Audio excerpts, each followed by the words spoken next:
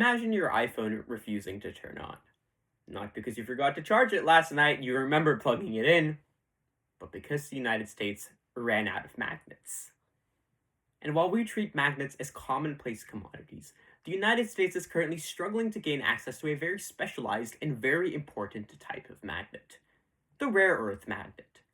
As CNN contextualizes 1 month ago, rare earth magnets are made of rare earth minerals, 17 metallic elements from the periodic table, including scandium and yttrium, that are key to the United States' technological development.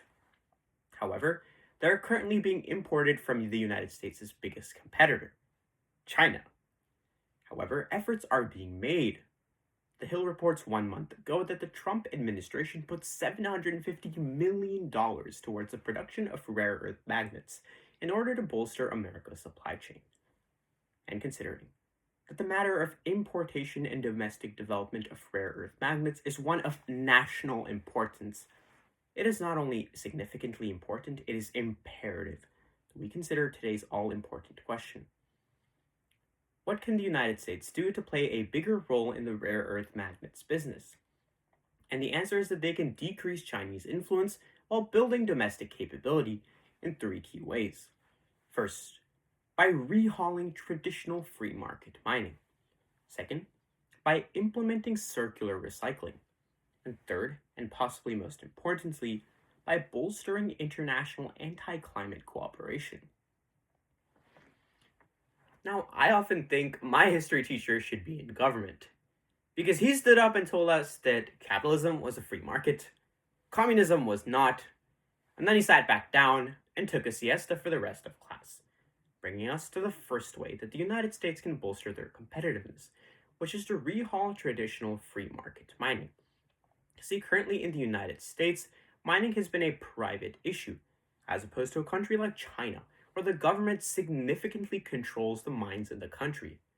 This is why, as Fortune magazine reports on the 18th of November 2025, decades of underfunding from the government in the United States have made the country's rare earth mining system weak, specifically through too much privatization. Therefore, the United States can follow suit with countries like China, as NPR reports on the 21st of November that the United States can begin providing loans and investments in mines, such as an example which has already taken place of $400 million in a company called MP Materials.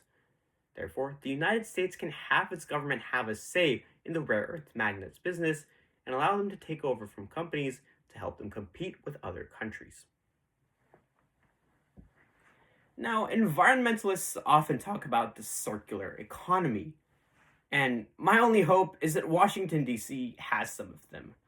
Which brings us to the second way that the United States can bolster their competitiveness in the rare earth magnets business, which is by implementing circular recycling.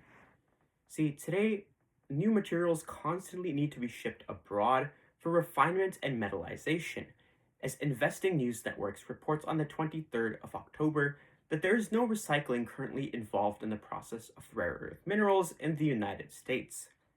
However, recycling a circular system can significantly improve the country's efficiency, as CNBC explains on the 13th of July 2025, that the United States can recycle e-waste to get a hold of rare earth minerals, since e-waste is a significant source of these minerals. For example, the article pointed to the Glencore plant in Quebec, where 15% of its feedstock comes from recycled rare earth minerals. Therefore, by implementing the circular economy system for rare earth minerals, the United States can allow for more domestic production and efficiency, making them a bigger player in the market. And last but not least, this chessboard is not just the United States, it is the whole world. Bringing us to the third and final way that the United States can improve their role in the rare earth magnets business, which is by bolstering anti-Chinese cooperation. See, China currently holds close to a monopoly in rare earth minerals, with the New York Times explaining in October of 2024 that China held more than 90% of the stake in the supply for 16 out of the 17 rare earth minerals. Furthermore, the article continues to state that China slapped restrictions on several countries that needed rare earth minerals, most notably the US, blocking imports to the United States and stopping the United States from getting access of key rare earth minerals. Therefore, the United States can circumvent China, as Reuters explains on the 21st of October 2025 that the United States can back other countries that require rare earth minerals in exchange for backing for themselves. An example most notably is Australia, which the United States has currently been backing to get rare earth minerals. Therefore, America can challenge China's dominance by circumventing trade routes and by bolstering non-Chinese trade.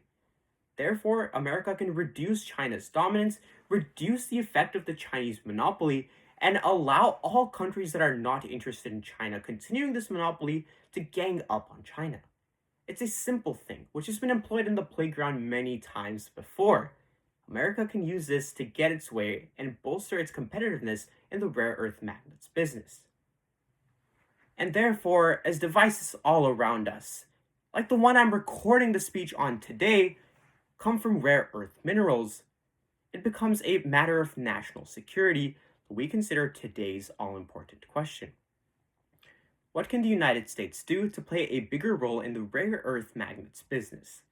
And the answer is that it can decrease Chinese influence while bolstering domestic capability in three key ways. First, by scrapping traditional free market mining. Second, by implementing a circular recycling system for rare earth minerals. And third, and possibly most importantly, by significantly intensifying international anti-Chinese corruption. This is an issue that goes far beyond country versus country. This is an issue that points to our technological future, the future which we envision for ourselves. And since rare earth magnets are so important for our future, it is important that the United States find the answer to this question quickly.